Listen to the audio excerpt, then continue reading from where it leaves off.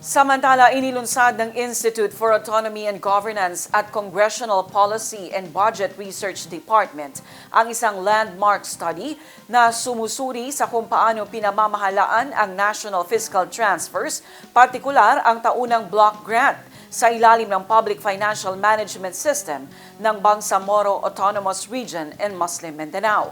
Binibigyang diin ng pag-aaral ang mga naging benepisyo ng fiscal autonomy kasabay ng pangangailangan para sa mas matatag na reformang institusyonal upang mapanatili ito. Narito ang report.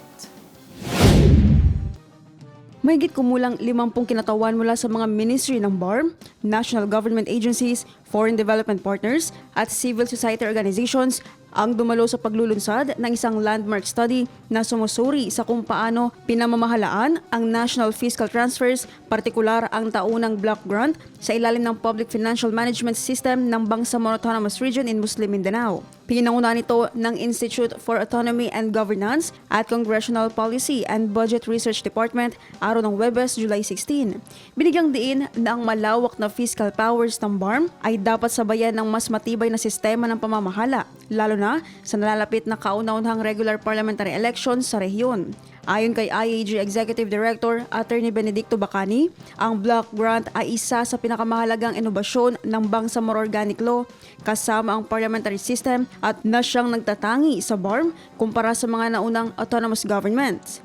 Ipinaliwanag ni Bacani na ang block grant ang tumugon sa matagal ng suliranin sa limitadong pondo ng mga dating autonomous governments. Gayunman, sinabi niyang hindi sapat ang pagkakaroon ng malaking pondo kung wala namang mahusay na sistema ng pamamahala. Anya, ang block grant ay maaaring maging biyaya o sumpa. Depende sa tibay ng mga institusyon at accountability mechanisms na namamahala sa paggamit nito. Idinagdag pa ni Bacani na nananatiling isa ang block grant sa pinagtatalunang bahagi ng fiscal architecture ng BARMM. Bagamat itunuturing itong permanenteng fiscal entitlement sa ilalim ng Comprehensive Agreement on the Bangsamoro, nakasad naman sa Bangsamoro Organic Law na isa itong transitional funding upang tulungan ang rehiyon na maging mas financially self-reliant. Dahil nakabatay ito sa batas at hindi sa konstitusyon, sinabi niyang nakasalalay pa rin ang pangmatagalang kinabukasan nito sa political consensus at aksyon ng Kongreso. Samantala, muling tiniyak ni Australian Embassy Second Secretary for Political Affairs Lauren Twine ang patuloy na suporta ng Australia sa peace building sa Mindanao sa nakalipas na 3 dekada. Anya, mahalaga ang transparent, responsive at accountable governance upang mapanatili ang kapayapaan at kaunlaran sa Bangsamoro. Ayon kay Twine, napapanahon ang naturang pag-aaral habang naghahanda ang BARM para sa parliamentary elections sa September 14 at tiniyak niyang magpapatuloy ang pagkikipagtulungan ng Australia sa mga institusyon ng Bangsamoro sa mga susunod na taon. Pinunduhan ng Australian government ang pag-aaral at itunuturing na pinakamalawak na pagsusuri sa fiscal governance framework ng BARMM. Sinuri nito kung paano binago ng Bangsamoro Organic Law ang financing system ng rehiyon mula sa discretionary allocations noong panahon ng ARM tungo sa rules-based system na nakabatay sa automatic fiscal transfers, kabilang ang taunang block grant na katumbas ng 5% ng National Internal Revenue at Customs Collections. Ayon sa ulat, nagkaroon ng kapansin-pansing pagunlad sa socio-economic indicators ng BARM sa panahon ng transition. Bumaba ang poverty incidence mula 60.4% noong 2018 tungo sa 32.4% noong 2023. Habang tumaas din ang elementary cohort survival at lumawak ang infrastructure investments. Gayunpaman, nananatili pa ring pinakamahirap na rehiyon sa bansa ang BARMM. Mas mababa pa rin sa national average ang gross regional domestic product per capita nito. Halos kalahati ng mga kabahayan ang nakararanas ng food insecurity, pinakamataas sa bansa ang child stunting at nananatiling limitado ang internet connectivity. Binanggit din sa pag-aaral ang mga hamon sa edukasyon, sanitation, irrigation at iba pang pangunahing serbisyo. Ayon sa mga mananaliksik, bagamat nagbigay ang block grant ng mas predictable na pondo at nagbigay daan upang makapagbalangkas ang BARM ng sarili nitong General Appropriations Act nang hindi dumaraan sa taunang budget hearings sa Kongreso, hindi naman nakasabay ang institutional capacity sa mabilis na paglaki ng pondong pinamamahalaanan ng rehiyon. Kabilang sa mga pangunahing isyong natukoy ang limitadong absorptive capacity ng ilang ministry, procurement bottlenecks, magkakahiwalay na financial reporting systems, hindi pare-parehong pagsunod sa accountability requirements at mababang locally generated revenues habang hindi pa ganap na naipatutupad ang Bangsamoro Revenue Code. Nakikita rin sa mandatory review ng Block Grant Formula para sa 2027 national budget ang pagkakataong ma-recalibrate ang fiscal transfers batay sa aktual na pangangailangan, performance at revenue generation. Sinuri rin ng pag-aaral ang mga oportunidad at panganib ng parliamentary system ng BARM. Bagamat inaasang magiging mas maayos ang ugnayan ng planning, budgeting at policy implementation, nagbabala ang ulat na maaring humina ang independent budget scrutiny kung magsisilbi ring mga ministro at committee chairpersons ang ilang members of parliament nang walang sapat na institutional safeguards. Naitala rin sa pag-aaral ang pagbuti ng intergovernmental coordination, kung saan mayroon ng 7 operational intergovernmental bodies na tumutulong sa koordinasyon sa usapin ng tax reconciliation, infrastructure planning, energy management at iba pang magkatuwang na responsibilidad ng BARM at national government.